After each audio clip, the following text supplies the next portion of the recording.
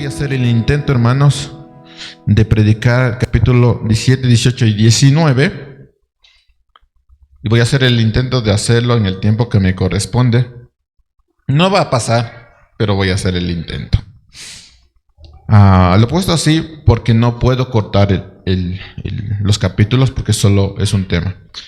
Sin embargo, para su felicidad, no me voy a centrar en todos los temas que tenemos aquí, sino que voy a centrarme solamente en la parte más amplia de estos textos. Dicho esto, voy a empezar con una pequeña introducción, resumiendo lo que vimos en el capítulo 13 y 14. Recuerden que el capítulo del 13 hasta el 19 es toda una sección, hay que leerlo en una sola línea, y de hecho tendríamos que haberlo predicado en una sola predicación, estos capítulos, porque es una sola, un solo texto. Del capítulo 12 de Segunda de Samuel vemos que ya no es lo mismo, hay un antes y un después. Así que el capítulo 13 y 14 nos dejaron ver cómo el pecado, cuando no es confrontado, crece silenciosamente hasta destruir todo. El pecado no tiene límites, no tiene vergüenza, no tiene sangre en la cara. El pecado rompe todos los límites, tanto familiares, emocionales. En el capítulo 13 vimos como Amón, dominado por la obsesión lujuriosa, comete un acto vil contra su hermana Tamar, alentado por un mal consejo de su primo. Vimos también a David reaccionar con enojo, pero sin justicia ni corrección. Su silencio fue el terreno fértil para que todos estos problemas, todo el odio que Absalón va a tener, llene su corazón y después, 2 años después, se vea. Consumido por la venganza, mató a su hermano. Entonces tenemos un asesinato entre hermanos, tenemos violaciones entre hermanos, y es que es así la cara del pecado, ¿sí? Decir, bueno, estamos entre familia y no va a haber ningún problema, tú tienes un problema. Es que no conoces la cara del pecado. Y es que el pecado no tiene límites. Luego en el capítulo 14, aunque hubo un intento de reconciliación entre David y Absalón, impulsado por la astucia de Joab, y usted recuerde que Joab va a ser importantísimo en la vida de David, y lo vamos a ver esta mañana. Entonces, frente a la astucia de Joab, David y Absalón hacen una especie de reconciliación incompleta que no llegó a concluirse por lo que había en el corazón de tanto el padre como del hijo. Así que, ¿qué nos mostraron estos capítulos? Que el pecado no solo destruye con acciones visibles, también corrompe silenciosamente los afectos, las relaciones familiares, corrompe las motivaciones y los vínculos más sagrados. Ese es el pecado. También nos mostraron que el amor sin verdad y la compasión sin corrección dejan espacio para que el pecado eche raíces profundas. Esta idea de que el padre pues no tiene que decir nada, pues, es un terreno fértil para que todo se dé mal. Y al final del capítulo 14 nos da la impresión de que todo ha vuelto a la normalidad. Lo que realmente ocurrió es que el pecado ya no es tan visible, sino que está ya en el corazón y va a explotar en algún momento. Y eso también nos dice, hermanos, que hay aspectos del pecado que sí nosotros tenemos que conocer para poder enfrentarlo. Para que se les quede en la mente, el pecado no tiene límites, y esa es la verdadera cara del pecado. El pecado es grosero, es irreverente, es astuto, no le importan los lazos familiares, los lazos de amistad, no le importa cuánto sepas de la Biblia, no le importa cuánto tu condición académica o tu condición financiera. El pecado destruye todo. Pero hay algo más en el capítulo 13 y 14 que nos dejaron, y es que hay un trabajo de los padres que va mucho más allá del tema exterior. Los padres deben guiar e instruir en justicia a los hijos, los padres deben vigilar el corazón de los hijos, los padres deben cuidar el corazón de los hijos. Es el trabajo de los padres, mayormente el trabajo del varón. David no cuidó el corazón de su hijo. Cuando acepta a Absalón que Absalón regrese, prácticamente hizo esto, o sea, que mi hijo vuelva, pero no quiero verlo. Y eso empeoró más la situación. Y en ese momento es que tenemos una información que el autor quiere que sepamos. Versículo 14, capítulo 14, versículo 25 dice esto. Es una pequeña nota del autor, pero es algo importante que el autor dice, esto tienes que saber. Dice, en todo Israel no había nadie tan bien parecido ni tan celebrado como Absalón. Desde la planta de sus pies hasta su coronilla no había defecto en él. Para resumirlo, era un hombre guapo, pero no guapo, sino guapísimo, guapísimo, guapísimo. Y no frente a los ojos de sus padres, como lo son sus hijos, que son guapísimos, guapísimos. No hay defecto en mi hijo. No, este sí era real. No había defecto. Era un hombre tremendamente guapo. Versículo 26. Cuando se cortaba el cabello, y era al final de cada año se lo cortaba, pues le pesaba mucho y por eso se lo cortaba. El cabello pesaba 200 ciclos, es decir, 2.3 kilos. Es bastante pesado. Según el peso real, ¿no? A Absalón le nacieron 3 hijos y una hija que se llamaba Tamar. Ella era una mujer de hermosa apariencia. Entonces tenemos 2 cosas aquí. Primero, Absalón era un hombre que ninguna mujer despreciaría. Si usted ve a Absalón en la calle, nadie lo va a despreciar. Nadie. Era un príncipe con un cabello hermoso, no había defecto en él. Era un hombre hermoso. Segundo, era padre y sus hijos habían heredado la belleza de su padre, especialmente su hija llamada Tamar, que si usted conoce la historia ya sabe por qué le puso Tamar. Así que lo que nos da a entender esto es que había un cariño enorme de Absalón hacia su hermana Tamar. Entonces pone a su hija Tamar, que había heredado pues la belleza de su padre, y también sabemos que Tamar, la hermana de Absalón, era hermosa. Y si regresamos un poquito, sabemos que David también era hermoso, pero Absalón era de otro nivel. Y eso nos dice que lo que hizo Absalón podría parecer que tiene alguna justificación, es decir, matar a su hermano Amnón por amar a su hermana Tamar era una especie de justificación. Es decir, yo estoy vengando a mi hermana. Pero el pecado, como no tiene límites, suele darnos justificaciones que no tiene justificación. Hermanos, todos los actos que vemos en el capítulo 13 no tienen ninguna justificación. Amnón podría argumentar que actuó por estar enamorado a Tamar, que esa es una de las justificaciones tanto de los jóvenes como de los mismos viejos, que dicen, no, yo actúo por amor. Pero eso no justifica tu pecado. ¿Sí? Absalón podría decir que buscó venganza por su hermana, pero eso tampoco justificó su pecado. David, como padre y hombre imperfecto, podría tener sus propias razones, pero aún así no justifica su pecado. Todas estas cosas que nosotros vemos aquí son parte de lo que nosotros vivimos. La gente tiende a justificarse. Yo hice esto por amor, porque me enamoré, pero el Señor dice que no hagas esto.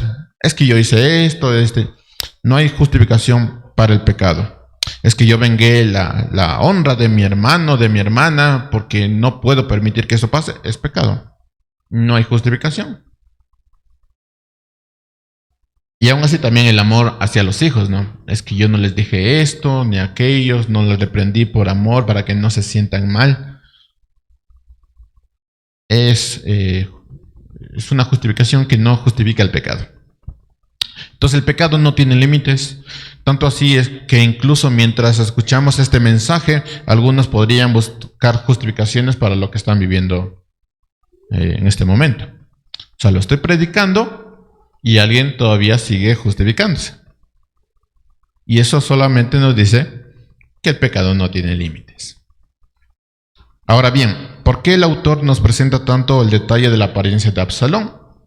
La respuesta lo tenemos incluso desde Saúl. Uno de los grandes problemas del pueblo era que se dejaba llevar por las apariencias. Cuando eligieron a Saúl como rey, lo hicieron por su aspecto exterior. Era un hombre fuerte, grande, que podía intimidar a cualquier persona. Entonces dijeron, ese es el rey. Incluso el profeta Samuel cayó en el error cuando fue a ungir a los hijos de Isaí. Dios tuvo que recordarle que él no mira el aspecto sino el corazón. Entonces había un problema general en todo el pueblo y es que se veían simplemente el exterior. Tenga esto presente porque aún David, en medio del conflicto entre Amnón y Absalón, se dejó engañar por las apariencias pensando que todo estaba bien. Entonces dijeron, como ya pasó 2 años, entonces, ¿qué mal va a pasar, no? Ya ni siquiera se insultan, nada. Todo está bien. Todo es apariencia. Amnón confundió el deseo con el amor hacia Tamar. Todo era apariencia. Él dijo, esto es amor, pero en realidad esto era obsesión. Y todo era apariencia, ¿no? Corte comercial ahí, entre paréntesis. Sí, hay muchos que confunden la obsesión, la desesperación, el vacío en cuanto a la relación con Dios, porque es Dios quien nos da el verdadero amor, con un amor. Entonces dice, me enamoré. Y no es así, ¿no? Si tú no has conocido a Dios, entonces no has conocido el verdadero amor. Esa es la regla. La regla que no se puede discutir. Absalón pensó que él era quien debía hacer justicia por su hermana. Todo era apariencia. Y esta condición general del pueblo hacía que ellos no vieran la realidad, sino que todo se basara en apariencia. Ahora bien, fijémonos lo que Absalón dice para ser visto por el rey. Capítulo 14, versículo 23. Dice, y Absalón respondió a Joab, después de toda esta historia para que David y Absalón se reconcilien. Dice esto, y Absalón respondió a Joab, mira, mandé a decirte, ven acá para enviarte al rey a decirle. Es decir, ven tú para darle un mensaje a mi padre. ¿Para qué vine a Jesús? Dice. Mejor me hubiera sido estar aún allá. Ahora pues, vea yo el rostro del rey, y si hay iniquidad en mí, que me dé muerte. Y yo pensaba, Absalón si es cara dura, o sea, dile al rey, si es que hay alguna iniquidad en mí, algún problema que tenga, que me dé muerte, ¿no? Yo no creo que haya eso, pero tú dile, ¿no? O sea, yo no sé qué decir, hermanos, de esto, pero no sé si era estrategia de Absalón o simplemente era, no sé, estaba ciego, diciendo, si es que hay iniquidad en mí. Había matado a su hermano, si es que hay iniquidad en mí, ¿no? Pero lo que estaba pasando con Absalón es que él se estaba justificando. Y él dijo, yo hice esto por mi hermana Tamar. Entonces, pues, no hay iniquidad. Para él no había iniquidad. Entonces, dile a mi padre que si es que hay iniquidad, si he hecho algo malo, entonces me dé muerte. Versículo 33. Cuando Joab vino al rey y le hizo saber esto, llamó a Absalón, quien vino ante el rey y se postró sobre su rostro en tierra delante del rey. Y el rey besó a Absalón. Nótese que no dice David, en una traducción más cercana al original, no dice David, dice rey. El rey lo besó, Absalón se postró delante del rey.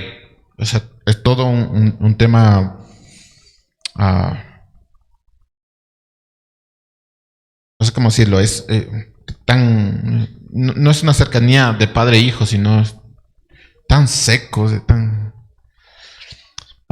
y así llegamos al capítulo 15. Absalón ha sido perdonado, entre comillas, pero no ha sido restaurado.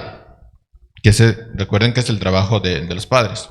Tú has sido perdonado, pero tienes que ser restaurado. Y ha sido recibido, pero no ha sido transformado.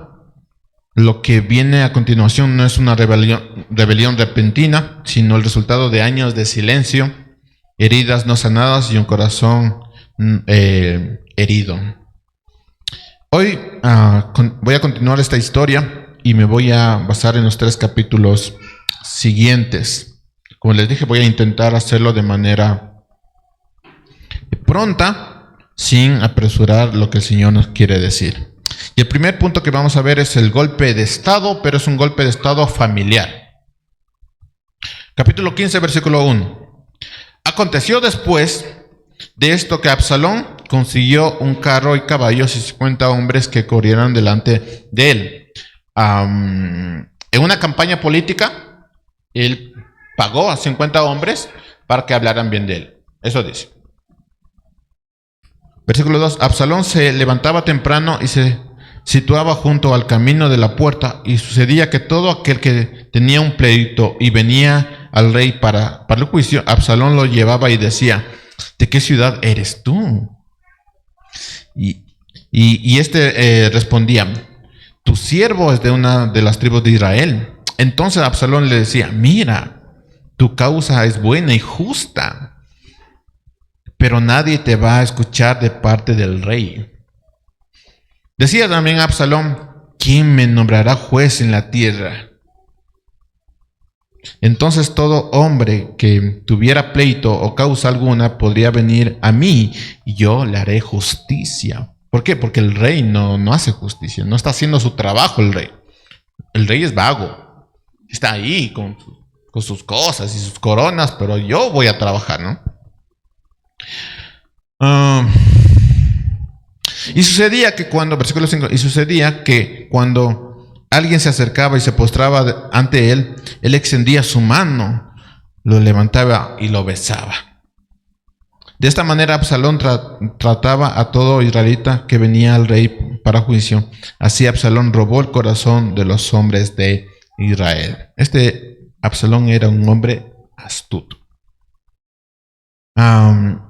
Hermanos, así se roban el corazón de las personas, con palabras y actos gentiles. Así que si usted tiene una hija, adviértales que los hombres, para robarse el corazón de sus hijas, se lo hacen con palabras y actos gentiles.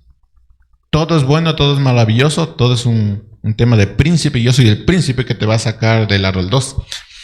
Yo soy el príncipe. Ven conmigo, querida samaritana. Lo que nos debe llamar la atención aquí es que esta campaña de Absalón es inevitablemente después de su reconciliación imperfecta. Porque si ustedes se acuerdan cómo termina el capítulo 14 diciendo que él se postró delante del rey y el rey lo besó. Entonces había una reconciliación, aparente reconciliación, pero después de esto empezó su campaña, ¿no? Entonces fue inmediatamente. Y para los que no conocen la historia, les cuento, Absalón no está cuidando el reino, no está ayudando a su padre en su trabajo, no está diciendo: mi padre tiene muchos trabajos, le voy a ayudar un poquito. No, Absalón no está teniendo esa intención. La intención de Absalón es quitar del camino a su padre, y eso significa, para quitar a un rey, tú tienes que eliminar a ese rey. Así que en el fondo Absalón está diciendo: quiero eliminar a mi padre. Esa es la intención de Absalón. ¿Cómo llegaron a este punto? Es el pecado, hermanos, el pecado que no tiene límites y rompe todo. Y utiliza la fascinación del pueblo por las apariencias para lograrlo, porque él conocía todo esto. Y esto es tanto así que Absalón logra engañar a su padre utilizando las apariencias. Y ustedes saben, padres, que en algún momento, pues sus hijos, utilizando sus artimañas engañosas, engañan a sus padres. Y aquí también pasa exactamente eso. Versículo 7. Después de 4 años, Absalón dijo al rey: le ruego que me deje ir a Hebrón a pagar mi voto que he hecho al Señor. Pues su siervo prometió un voto mientras habitaba en Jesur, en Aram, y dijo: si en verdad el Señor me hace volver a Jerusalén, entonces yo serviré al Señor. Vete en paz, le dijo el rey, y él se levantó y se fue a Hebrón. Como dirían algunos padres, gracias, Señor, porque mi hijo o mi hija tiene interés de servirte. Gracias, Padre. Gracias porque mi oración fue contestada y ahora mi hijo o mi hija te busca. Gracias, Padre, por esto. Versículo 10. Pero Absalón envió espías por todas las tribus de Israel y dijo: tan pronto oiga el sonido de la trompeta, entonces dirán: Absalón es el rey de Hebrón. Con Absalón fueron 200 hombres de Jerusalén como invitados. Fueron inocentemente, sin saber nada, y Absalón envió por Aitofel, que anótelo ahí porque es un hombre importante. De hecho, algunas personas piensan que Aitofel era abuelo o padre de Betsabé. No está confirmado, pero algunos expertos dicen que sí. Y este hombre es importante. El golonita, consejero de David, desde Gilo, su ciudad, cuando ofrecía los sacrificios. Y la conspiración se hacía fuerte porque constantemente aumentaba la gente que seguía a Absalón. Entonces un mensajero vino a David y le dijo: el corazón de los hombres de Israel está con Absalón. Y la pregunta es, ¿qué hizo este rey? Porque si ustedes se acuerdan, es un rey guerrero, ¿no? Es un rey que estaba al frente del ejército y mataba y mataba y mataba. ¿Qué hizo este rey? ¿Qué hizo este comandante? ¿Qué hizo el rey de Israel? Bueno, esto hizo.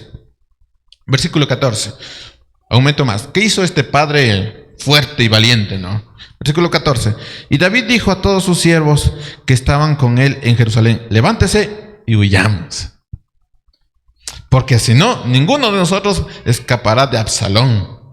Vayan deprisa, no sea que nos alcance pronto, traiga desgracia sobre nosotros y hiera la ciudad a filo de espada. Y los siervos del rey le dijeron: sus siervos están listos para hacer todo lo que nuestro señor el rey quiera. Salió el rey y toda su casa con él, dejando el rey a 10 concubinas para cuidar su casa. Este es el rey valiente, el héroe de Israel, el padre fuerte y decidido. Este es David, que si ustedes conocen, es la misma imagen de los padres que somos todos nosotros, ¿no? También dejó David algunos sacerdotes. Todos estos datos son importantes. Lo leo rápido, versículo 23. Entonces todo el pueblo lloraba a gritos cuando el rey y sus seguidores pasaban, así que cruzaron el valle de Cebrón y fueron hacia el desierto. Sabrón y todos los levitas también fueron con él, cargando el arca del pacto de Dios. Pusieron el arca de Dios en el suelo, y Abiatar ofreció sacrificios hasta que todos dejaron la ciudad. Luego el rey le dio instrucciones a Sadoc para que regresara el arca de Dios a la ciudad. Si el Señor le parece, dijo David, que me trajera de regreso para volver a ver el arca y el tabernáculo. Pero si él ha terminado conmigo, entonces dejemos que haga lo que mejor le parezca.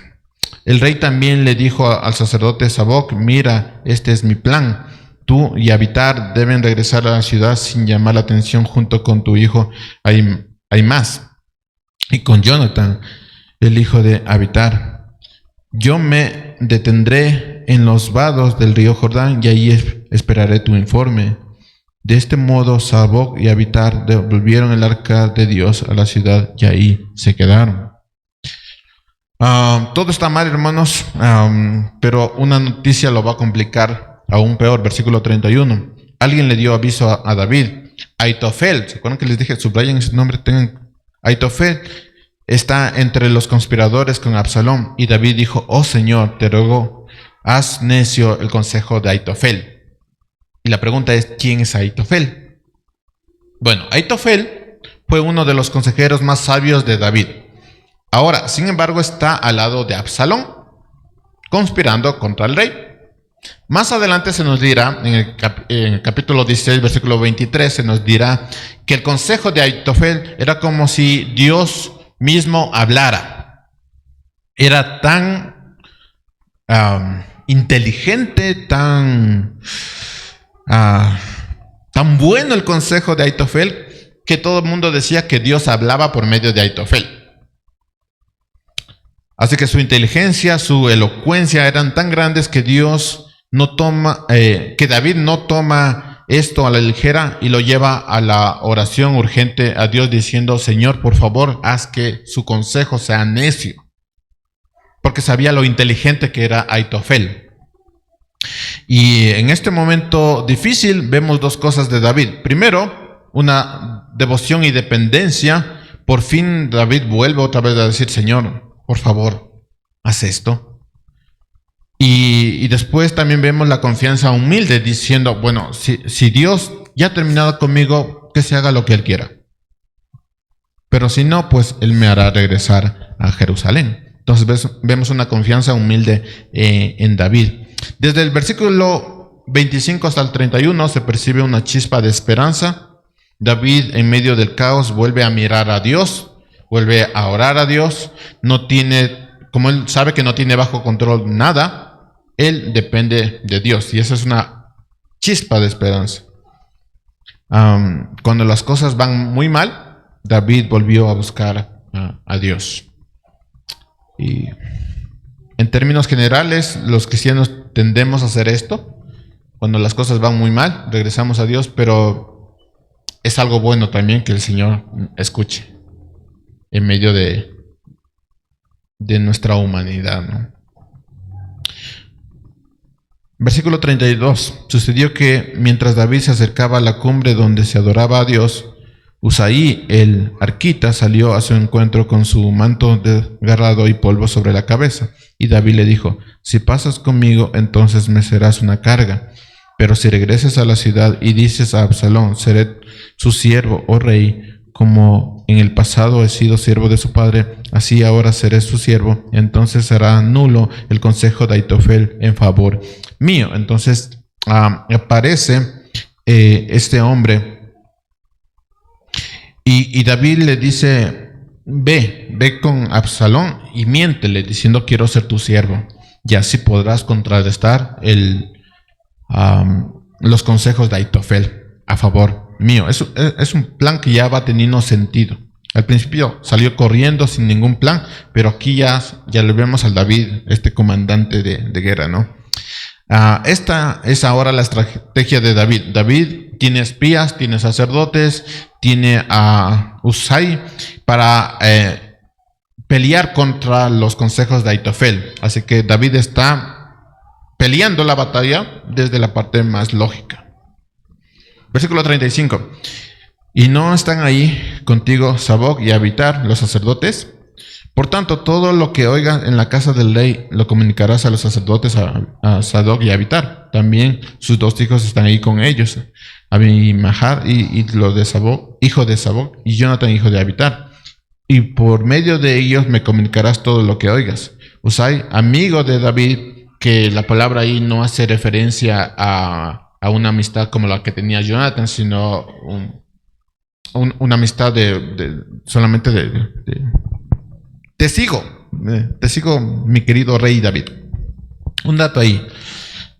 Es interesante porque la escritura no utiliza esa palabra de amistad con la de Jonathan, tratando de entender que esa amistad era otro nivel.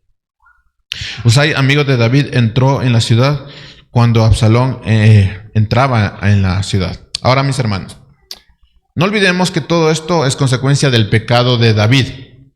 Nos podemos perder en toda la historia y podemos decir esto es una especie de pelea entre un rey y una persona que está queriendo ser rey, pero todo esto es consecuencia del pecado. Lo menciono porque es fácil olvidar esta verdad: el pecado no tiene consecuencias, y aquí vemos a un hijo deseándole la muerte a su padre y un padre luchando contra su hijo, y todo esto es consecuencia del pecado. Pero solo fue una infidelidad, ¿no? Solo fue ¿qué podría pasar? No, y todo es consecuencia de ese pecado. El tema es que podemos creer que tenemos alguna idea de las consecuencias del pecado, pero la verdad es que no sabemos cuáles son las consecuencias. Y aquí tienes a David peleando contra su hijo, con una hija ultrajada, con un hijo mayor muerto. Pero ¿qué podría pasar, no? ¿Qué podría pasar? Jugar con el pecado, hermanos, es una locura, porque no sabemos hasta qué punto nos va a llevar el pecado. Lo que sabemos es que el pecado trae muerte, y eso ya debería hacer que tomemos buenas decisiones. Así que si un padre dice, bueno, ¿qué podría pasar? Esto podría pasar.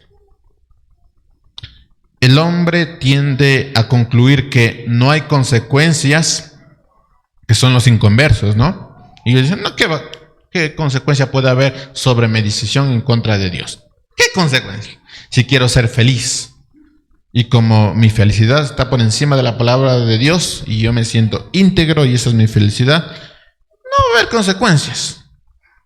Y ese es el ser humano, la carne, diciendo, no va a haber consecuencias de lo que acabo de hacer. El hombre tiende a concluir pensando que sabe cuáles son las consecuencias, diciendo, tal vez mi familia me va a hablar, me va a decir algo, pero después todo va a estar bien, porque somos familia y nos tenemos que abrazar como familia, ¿no? Así que cree saber las consecuencias. También tiende a concluir que las consecuencias no son tan graves o no pueden ser tan graves, porque es imposible que Dios deje a sus hijos pasar por las consecuencias, ¿no? Es imposible que este Dios de amor deje a pasar, que sus hijos pasen esas consecuencias. Es imposible. Piensan que las consecuencias se acabarán con el arrepentimiento. Entonces me arrepiento para que todas las consecuencias se acaben ahí. Bueno, todo esto es falso. El hombre juzga el pecado creyendo que no es tan malo hacerlo. Y aún teniendo en cuenta que tiene que haber arrepentimiento, dice, bueno, con el arrepentimiento se solucionan todos mis problemas, mis hijos van a estar bien, ya no van a estar perdidos, mi matrimonio va a estar salvado, todo se va a estar restaurado con el arrepentimiento. ¿Y qué es lo que nos enseña la historia de David? Que no es así. Y por eso, queridos jóvenes y adolescentes, cuando tú tomas una decisión y que va en contra de Dios, hay consecuencias. El problema es que tú crees saber las consecuencias y que todo va a estar bien, pero no es así. Por eso, cuando entiendes todo esto, vas a dar tu vida para que los hijos ya no pequen, que es lo que también aprendimos. Cuando una persona entiende esto, ha pasado pasado en su vida esto, va a dar su vida para que sus hijos no pequen. Y ahí ves a padres comprometidos para que sus hijos no pequen, porque las consecuencias son graves. Y entregan su tiempo, sus recursos para que sus hijos no pequen, para que ellos no se alejen de Dios, lo dan todo y empiezan a cuidar el corazón cuando entiendes todo esto. Mis hermanos, si David se hubiera conducido como Dios había establecido, no estaríamos viendo todo esto. La verdad es que lo que pasa en el hogar tiene gran impacto en nuestra relación con Dios. El matrimonio tiene un gran impacto, las decisiones tienen un gran impacto. Así que si piensas que arrepentirte va a solucionar el todo, no, estaríamos hablando de un Dios injusto. Y la justicia está ahí. Sí, vas a ser restaurado, pero la restauración no quita las consecuencias. Y las consecuencias alcanzan a los hijos. ¿Y por qué mi hijo no es salvo, no es cristiano? Bueno, ¿por qué crees? Estaríamos en la misma posición de Absalón diciendo, si encuentras alguna iniquidad de mí, que me maten, ¿no? Y es la misma idea.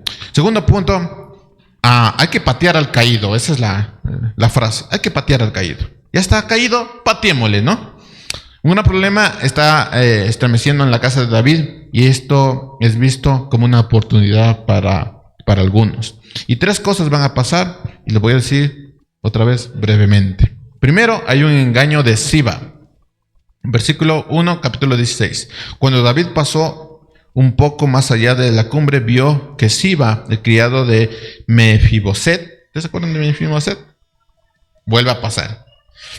El criado de Mefiboset salía a su encuentro con un par de asnos aparejados, y sobre ellos había 200 panes, 100 racimos de uvas, 100 frutas de verano y un odre de vino. Y el rey dijo a Siba: ¿para qué tienes todo esto? Y Siba le respondió: los asnos son para que monte la familia del rey. Oh, querido rey, querido rey. Lo digo así porque conozco la historia. El pan y la fruta de verano para los jóvenes que coman. Oh, qué buen Siba es. Y el vino para que beba cualquiera que se fatigue en el desierto. Entonces el rey dijo: ¿y dónde está el hijo de tu señor? Señor diciendo Saúl, y el hijo de Saúl, que era su nieto, Mefiboset. ¿Dónde está Mefiboset, a quien te había puesto para que le sirvas? ¿Dónde está él? Y Siba respondió al rey: está en Jerusalén, pues ha dicho: hoy la casa de Israel me devolverá el reino de mi padre. Y el rey dijo a Siba: mira, todo lo que le pertenece a Mefiboset ahora es tuyo. Y Siba dijo: me inclino ante usted, que halle yo gracia ante sus ojos, oh mi querido rey. Todos sabemos, esto era mentira. Siba le dijo que Mefiboset se había aliado con Absalón, diciendo: pues ya cayó la casa de David, entonces todo va a ser restaurado hacia mí, aunque eso ya estaba ya. Entonces el rey, engañado por Siba, dijo: pues todo lo que antes era de Mefiboset ahora va a ser tuyo. Era un completo engaño. Lo que dijo Siba fue claramente mentira, pero se aprovechó del estado mental de David para sacar provecho. Ahora bien, David le está quitando lo que antes le había dado a Mefiboset. Como dice el dicho, lo que se hizo con la mano, David lo estaba quitando con el codo. Y ese es el estado mental de David. Alguien más se va a aprovechar de David. Simei, versículo 5. Al llegar el rey a Bahurim, entonces salió de ahí un hombre de la familia de la casa de Saúl, que se llamaba Simei, hijo de Gera. Cuando salió, iba maldiciéndolo y tiraba piedras a David y a todos los siervos del rey, aunque todo el pueblo y todos los hombres valientes estaban a su derecha y a su izquierda. Así decía Simei mientras maldecía: fuera, fuera, hombre sanguinario e indigno. El Señor ha hecho volver sobre ti toda la sangre derramada de la casa de Saúl, en cuyo lugar has reinado. El Señor ha entregado el reino en manos de tu hijo Absalón. Aquí estás prendido en tu propia maldad, porque eres hombre sanguinario. ¿Quién era Simei? Alguien de la casa de Saúl, quien, viendo el estado de David, dijo: pues lo voy a insultar, ¿no? Y se aprovechó. Entonces Abisai, hijo de Sarbia, dijo al rey: ¿por qué ha de maldecir este perro muerto a mi señor el rey? Déjame que vaya ahora y le corte la cabeza. Y como el rey no estaba mentalmente bien, que eso suele suceder cuando los hijos cometen un pecado delante de Dios, son afectados mentalmente los padres, pues David dijo: no, déjalo así, porque posiblemente el Señor le esté diciendo algo a este hombre y yo estoy de acuerdo con eso. Algo a notar, y es que cuando tú maldices al rey, pues estás muerto, pero el estado mental de David era tal que no hizo nada. Y otra persona más va a patear al David caído. Versículo 20. Entonces Absalón dijo a Ahitofel: den ustedes consejo, ¿qué debemos hacer? Y Ahitofel respondió a Absalón: lléguese a las concubinas de su padre, a quien él ha dejado para guardar la casa. Entonces todo Israel sabrá que usted ha hecho odioso a su padre, y las manos de todos los que están con usted se fortalecerán. Levantaron pues una tienda en el terrado para Absalón, y él se llegó a las concubinas de su padre a la vista de todo Israel, cumpliéndose lo que ya se le había dicho a David, que tus mujeres van a ser de tu siervo, en este caso de tu hijo, y todo a la vista de Israel. Es interesante que el consejo de Aitofel era considerado como palabra de Dios. Entonces, si Aitofel me está diciendo esto, entonces es cierto. Y se cumple la palabra de Dios por medio de alguien que pensaban que tenía la palabra de Dios. Y así llegamos al proceso final, capítulo 17. Hay varios sucesos que quiero mencionar brevemente. En el capítulo 17 se nos dice que había una lucha de consejos entre Aitofel y Husai, y el tema era atacar o no atacar a David. Aitofel quería atacar a David, Husai dijo, no es bueno esto, así que había un problema ahí. Versículo 14, capítulo 17. Absalón y todos los hombres de Israel dijeron, el consejo de Husai, el arquita, es mejor que el consejo de Aitofel. Pues el Señor había ordenado que se frustraran el consejo de Aitofel para que el Señor trajera calamidad a Absalón. ¿Qué es lo que estaba pasando? Aitofel dijo, sí, tenemos que atacar a David. Y Husai dijo, no es prudente hacer esto. Mejor reunámonos y hagamos bien las cosas y después sí. Así que todos dijeron, no, el consejo de Husai es mejor. Así que hagámosle caso al consejo de Husai y no de Aitofel. Versículo 15. Después de Husai dijo a los sacerdotes Sabog y Abitar, esto es lo que Aitofel aconsejó a Absalón y a los ancianos de Israel, y esto es lo que yo he aconsejado. Versículo 19. Y tomando la mujer una manta, la extendió sobre la boca del pozo y esparció grano sobre ella, y de modo que nada sentaron, porque estaban buscando a los espías, pero esta mujer también estaba colaborando, y ahí vemos la mano también de la mujer. Un pequeño detalle que está dando el autor. Me quiero saltar al versículo 23. ¿Qué pasó con Aitofel? Viendo Aitofel que no había seguido su consejo, aparejó un asno, se levantó y fue a su casa, a su ciudad, puso en orden su casa y se ahorcó. Y fue sepultado en la tumba de su padre. ¿Justicia divina? Sí. Sí. Este hombre al que le decían que tenía, que hablaba como Dios, que venía de parte de Dios, al no sentirse amado en su trabajo, en lo que él pretendía que era el mejor, se ahorcó. Mientras todo esto sucedía, Absalón pone al primo de Joab como comandante, y él dijo, si mi otro primo me dio la buena idea de matar a mi hermano, pongamos un primo de Joab, el comandante del rey, como comandante mío para solucionar este problema, porque ya no tengo a Aitofel. Qué buena idea, ¿no? Poner a los primos, a la familia ahí. Así llegamos al capítulo 18. Lo primero que hace David es dividir su ejército en 3 y elige comandantes. Ahora sí vemos a David. ¿Por qué vemos a David? Porque versículos antes está rogándole a Dios. Pequeño detalle. Entonces, elige a Joab, elige a Abisai, hermano de Joab, y elige a Itai, un extranjero que se había aliado a David. Entonces, David separa su ejército en 3. Y estos 3 comandantes, que no solo eran leales a David, sino que eran buenos siervos y buenos comandantes, le dicen a David que no es bueno que David vaya a pelear. David dice, voy con ustedes. Pero estos 3 comandantes le dicen, no es bueno, Señor, que vaya con nosotros. Más bien, quédese aquí y nosotros iremos, porque le están buscando a usted, ¿no? Nos están buscando a nosotros. Así que David, escogiendo bien a sus comandantes, dice, ok, voy a hacer caso a lo que ustedes están diciendo. Para resumir lo que pasó, los comandantes de David vencieron al ejército de Absalón de manera terrible.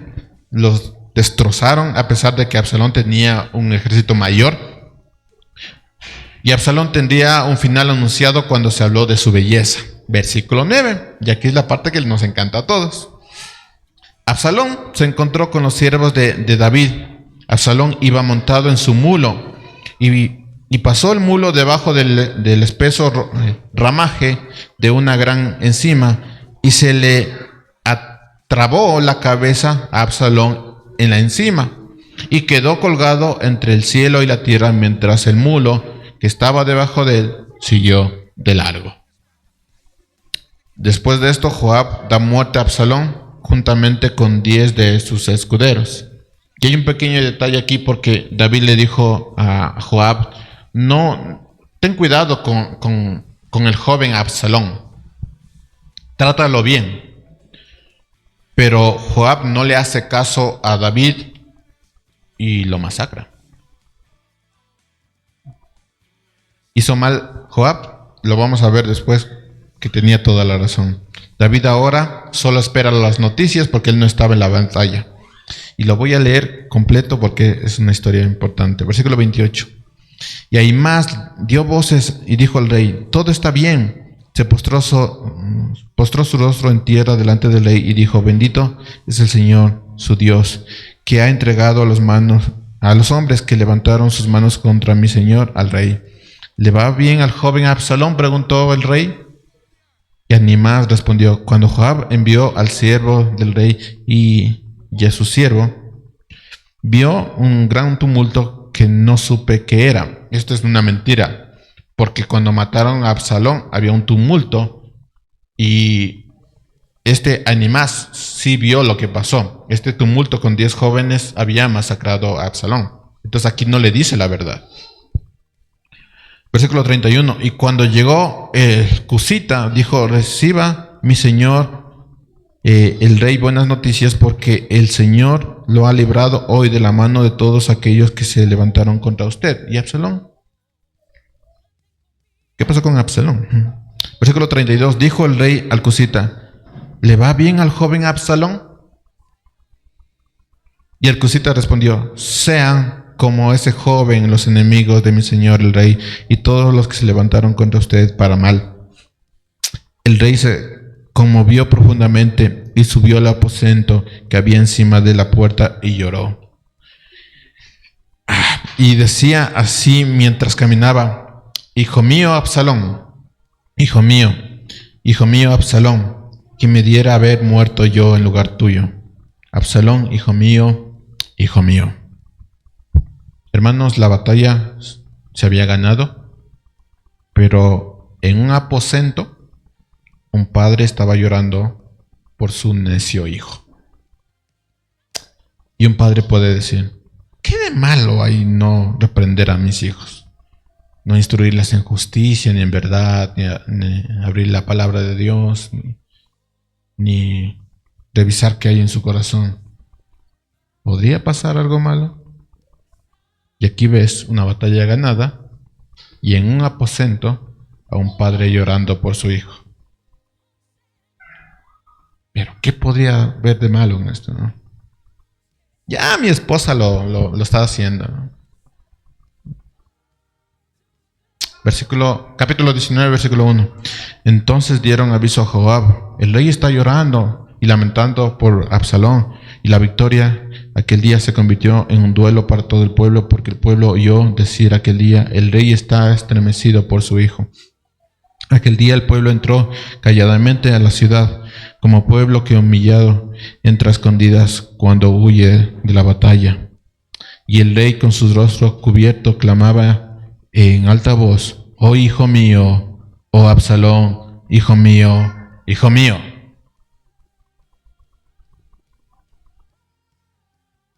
Y yo suplico a Dios que ningún padre pase por esto. Pero es la realidad de la paternidad. Cuando tú no haces tu trabajo, las consecuencias están ahí. Y lloran los padres por sus hijos, cuando pudiste haberles instruido en justicia y en verdad. Después de esto, en esa situación, desearíamos ver a alguien consolando a David y para que se recupere, ¿no? Pero no fue así. Su comandante le abre los ojos a David. Versículo 5. Entonces Joab entró en la casa del rey y dijo: hoy usted ha cubierto de vergüenza el rostro de todos sus siervos que han salvado hoy su vida, la vida de sus hijos e hijas, la vida de sus mujeres y la vida de sus concubinas, al amar a aquellos que lo odian y al odiar a aquellos que lo aman. Pues hoy ha demostrado que príncipes y siervos no son nada para usted, porque ahora en este día que se hizo, en este día sé que si Absalón estuviera vivo y todos nosotros hoy estuviéramos muertos, entonces usted estaría complacido. Ahora pues, versículo 7. Levántese, salga y hable bondadosamente a sus siervos, porque juro por el Señor que si usted no sale, ciertamente ni un solo hombre pasará la noche con usted, y esto le será peor que todo el mal que ha venido sobre usted desde su juventud hasta ahora. Entonces el rey se levantó y se sentó a la puerta, y cuando avisaron a todo el pueblo diciendo: miren al rey, el rey está sentado a la puerta, entonces todo el pueblo vino delante de Dios. Para resumirlo, Joab cogió al rey y le dio una cachetada. ¿Qué haces? Para los que me han escuchado, es: levántate, ponte los pantalones. Porque ¿qué estás haciendo? No es que mi hijo Absalón, sí, pero fue un enemigo de usted y del rey. ¿Qué estás haciendo rogando por tu hijo? Porque cuando no hiciste tu trabajo, ahí no rogabas. Pero cuando ya tu hijo está perdido, ¿por qué estás rogando? Levántate y haz tu trabajo. No es algo que un cristiano quisiera oír, pero es algo que tenemos que hacer.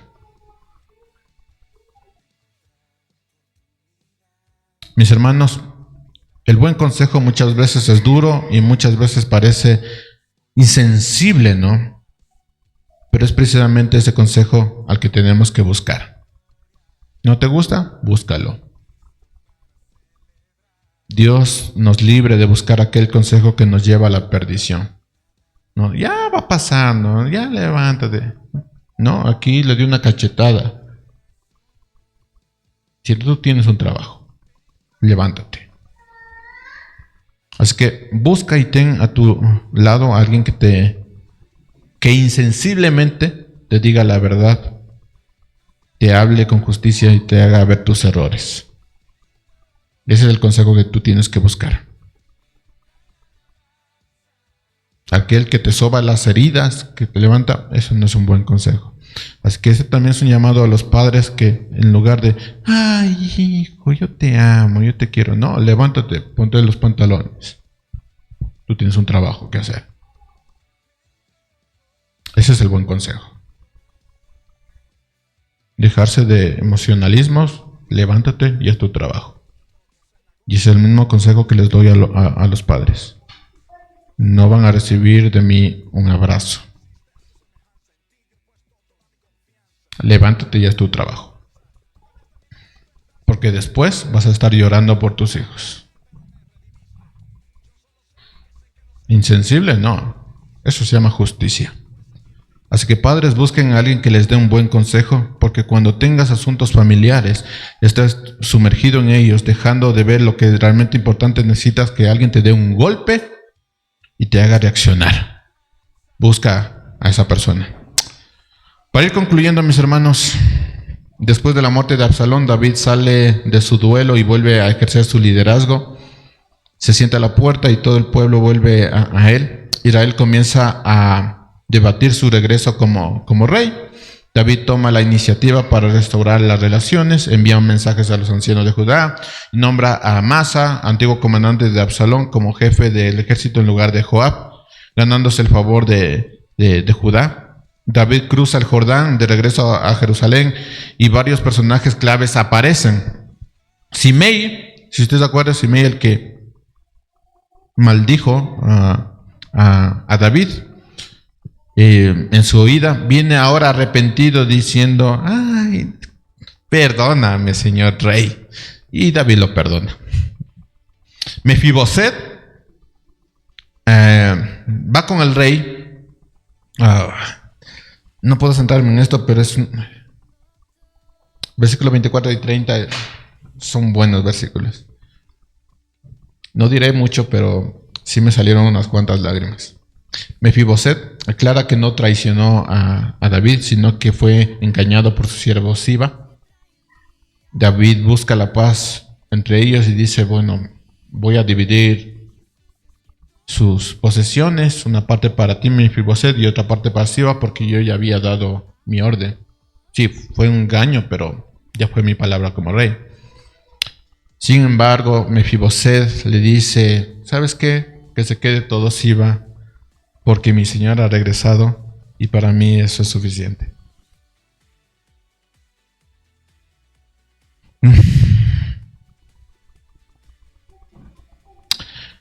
Barzai, el versículo 31 al 40, un anciano que ayudó a David durante el exilio, rechaza ir a Jerusalén por su edad, y David bendice a su hijo Kinán en su lugar.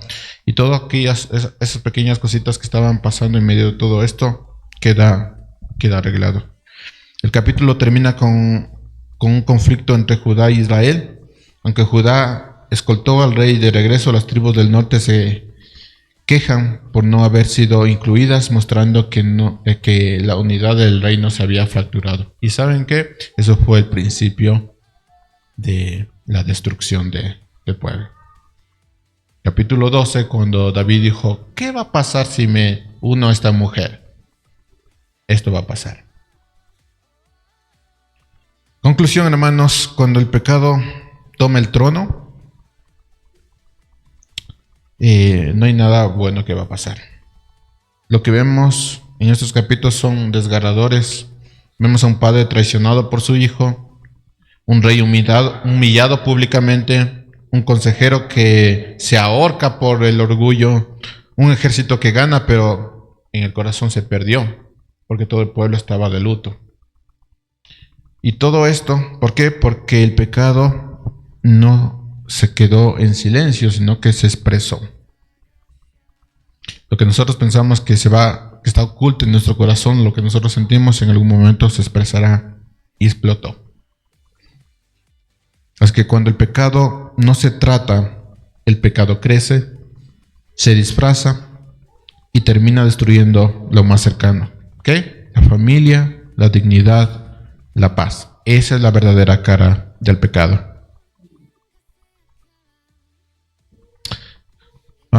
Así que te pregunto, en todo esto, ¿qué parte de tu vida has dejado abierta al pecado? Se había comentado la semana pasada que hay ciertos frutos en los padres que se ven. Si tú quieres educar a tus hijos con la Biblia, trae tu Biblia. Enséñales. La forma de hablar se nota.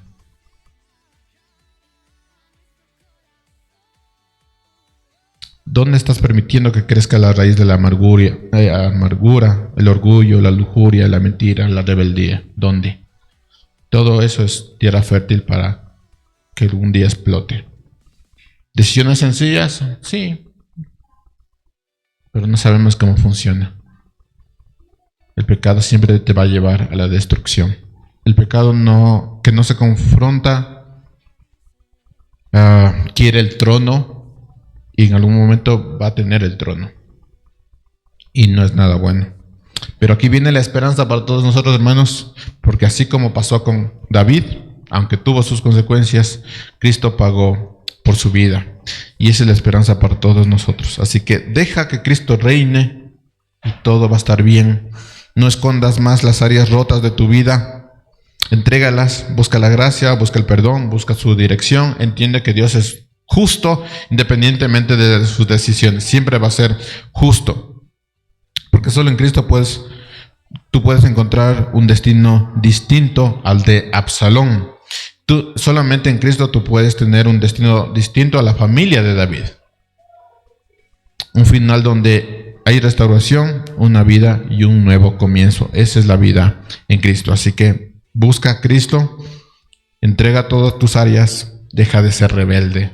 Haz lo que tienes que hacer. Y para los varones, levántate, ponte los pantalones y haz lo que tengas que hacer.